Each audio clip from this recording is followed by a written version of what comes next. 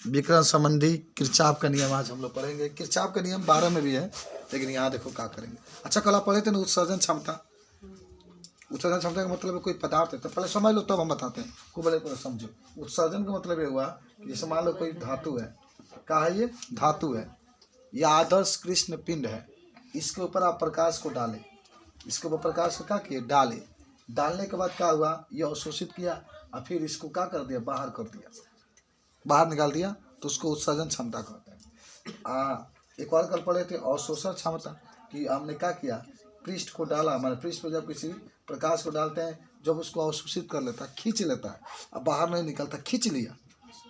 जैसे जल है, जल में पानी, जल में प्रकाश डालते हैं तो प्रकाश को खींच लिया, लेकिन बाहर नहीं निकाला, तो उसको अवशोषण क्षमता कहते हैं। तो उसी से संबंधित विकिरण, देखो सब विकिरण है, जो प्रकाश डाल रहे हैं ना, ये सब विकिरण है। याद होगा, जो प्रकाश होता है वो विद्युत चुम्बकीय तरंगों के रूप में चलता है, उसको चलने के लिए माध्यम आवश्यकता नहीं होती। ये तो सूरज निकलता है, खट दे, किरण पकड़ती है, फट दे, जैसे निकला सोई दे, किरण आती है, सोई दे एकदम। उसको चलने के लिए माध्यम, चाहे हवा बहे चाहे ना बहे या कुछ भी हो, लेकिन किरण आपके प्रकाश आ जाती है। तो जो प्रकाश होता है विद्युत चुम्बकीय तरंगों के रूप में चलता है। लेकिन किरचॉफ ने क्या कहा था? अब सुनो, किरचॉफ ने कहा था किसी दिए गए ताप पर विभिन्न पिंडों की उत्सर्जन क्षमता, देखो विभिन्न पिंडों की, ये पिंड है, विभिन्न पिंडों की उत्सर्जन क्षमता, जो प्रकाश क्या कर रहा है? बाहर निकल रहा है, उत्सर्जन क्षमता और अवशोषण क्षमता का अनुपात नियत होता है। उत्सर्जन क्षमता और जो अवशोषण क्षमता होता है, इसका अनुपात क्या होता है? नियत होता है। तथा ये समान ताप पर आदर्श कृषिका के उत्सर्जकता या उत्सर्जन क्षमता क्या होता है? बराबर होता है। अब सुनो, बोले समझ लो। जैसे कहना इनके ई बा कि ई लैम्डा लिख लो, ई लैम्डा। ई को हम लोग कहते हैं इमिशन। ई को क्या कहते हैं? इमिशन। इमिशन का मतलब होता है उत्सर्जन। ई इमिशन का मतलब उत्सर्जन। एक होता है ए लैम्डा, एक को क्या कहते हैं हम लोग? एब्जॉर्बेशन। एब्जॉर्बेशन माना होता है अवशोषण। इसका जो अनुपात होता है कि नियतांक के बराबर, वो नियतांक के पहले ला हमने कैपिटल ई लैम्डा।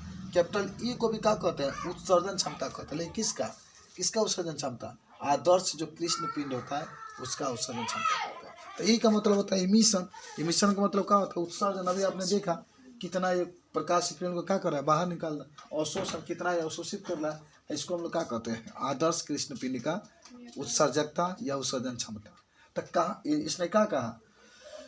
विकिरण संबंधी किरचॉफ ने ही कहा कि देखो, अपने नियम में ही बताते हैं कि दिए गए ताप पर, कोई ना कोई ताप होगा, दिए गए ताप पर किसी पिंड की, सुनो, दिए गए ताप पर किसी पिंड की उत्सर्जन क्षमता, क्या कहोगे? उत्सर्जन क्षमता और अवशोषण क्षमता का अनुपात, उत्सर्जन क्षमता का अनुपात आदर्श कृष्ण पिंड के उत्सर्जन क्षमता के बराबर होता है। ई का मतलब एमिशन यहाँ भी होगा। कैपिटल दिखा दिया गया ना, आदर्श कृष्ण पिंड। आदर्श कृष्ण पिंड क्या होता है? वह पिंड होता है जिसके ऊपर प्रकाश को डालोगे तो पूरा का पूरा क्या करता है? अवशोषित कर लेता है। तो अपन लिखो, अभी याद हो, लिखो लिखो, दिए गए ताप पर, दिए गए ताप पर किसी पिंड की उत्सर्जन क्षमता तथा एक बार जरूर तुम लोग घर पर आना है तो देख लेना इसको, ठीक है?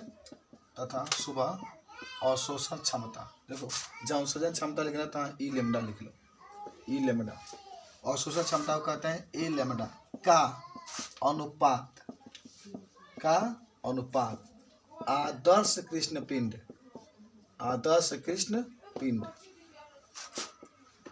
के उत्सर्जन क्षमता, जिसको आप कैपिटल ई लैम्डा के बराबर होता है। चलो, सबको याद हो गया होगा, नोट कर लो जल्दी से। ए लैम्डा का मतलब, ई लैम्डा का मतलब होता है इमिशन। इमिशन का मतलब होता है उत्सर्जन। ठीक है? याद हुआ कि नहीं हुआ? बताओ, सबको याद हो गया? बता दो सब लोग। यही होता है, देख लो, जब भी आपसे कोई बात करे तुरंत इसको बता सकते हैं। ई लैम्डा बटा में ए लैम्डा बराबर कैपिटल ई लैम्डा। हो गया।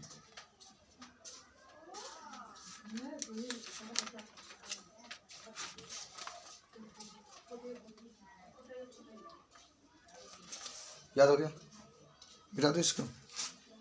अब लिखो विकर्ण संबंधी स्टीफन का नियम।